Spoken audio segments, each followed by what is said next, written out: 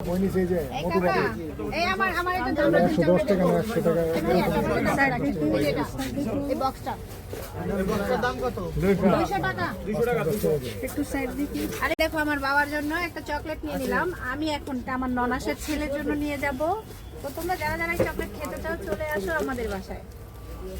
আচ্ছা আরিয়ান, আমরা এই চকলেট নিয়ে এখন কোথায় যাব বলো তো? ফুপির বাড়িতে যাব। চলো। তুমি কি খাচ্ছ এটা দেখো, ও কি করতেছে দেখো। একদম নষ্ট বাষ্ট করে ফেলছে। এটা কি?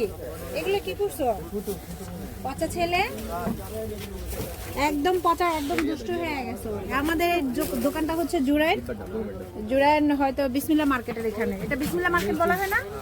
এটা বিসমিল্লাহ মার্কেট। বাসায় কিছু কি নেওয়ার আছে? এটার নিচে আমরা চলে আসছি আজকে বাচ্চাদের খাবার নেওয়ার জন্য।